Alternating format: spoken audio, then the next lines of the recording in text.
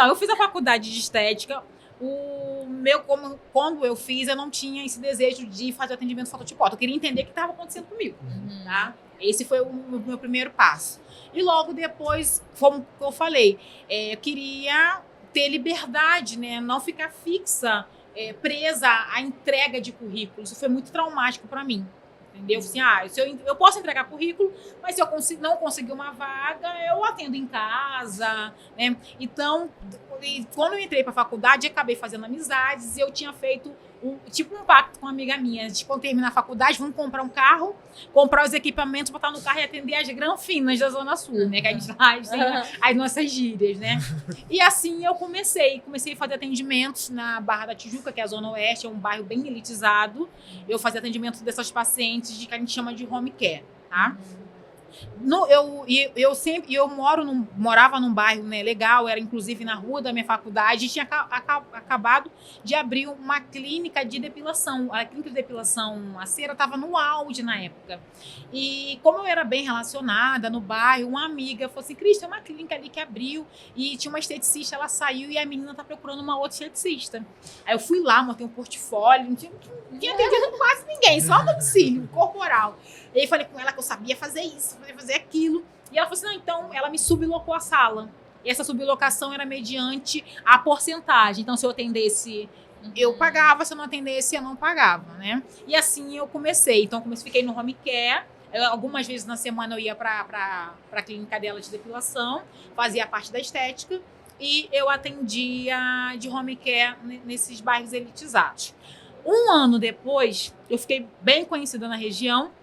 E numa esquina próxima, né, da onde eu atendia, uma esteticista saía do salão para abrir o espaço dela próprio e o proprietário dali me convidou para assumir, né, a parte da estética dali, com a porta aberta para o público, eu poderia colocar meu nome, e eu fiquei assim, muito desesperada. Por quê? Onde eu atendia era o nome do lado do centro, né, de depilação.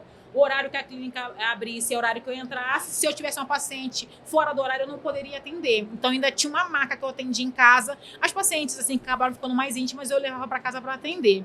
E isso foi muito desafiador para mim, de ter um espaço próprio.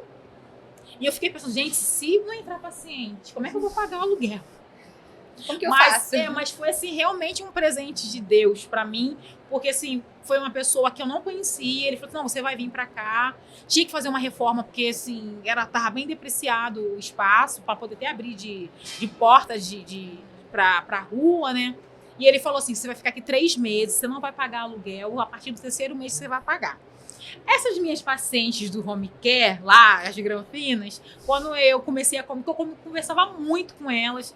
E eu falei assim: gente, será que eu vou? Será que eu não vou? Eu tô com muito medo. Ela: não, Cris, vai. E elas começaram a adiantar os tratamentos. A gente falava na época de pacote, né? Eu tenho pavor dessa palavra, mas na época eram os pacotes, 10 sessões. Elas começaram a adiantar. E esse valor que elas me adiantaram, as sessões, eu consegui um pedreiro para poder fazer a obra na sala. E eu entrei. Então, no início, eu acabava pegando dinheiro dos home cares para poder ajudar no aluguel até eu conseguir me consolidar. Mas nos primeiros 6 meses, todos os dias eu ia para a clínica querendo fechar.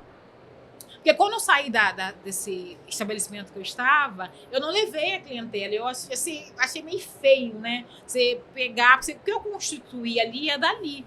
E eu tive que construir do zero novos pacientes. Alguns me encontravam na rua: ai, você tá onde? Você sumiu? Eu tô trabalhando ali. Então, os que eu encontrei acabaram me acompanhando.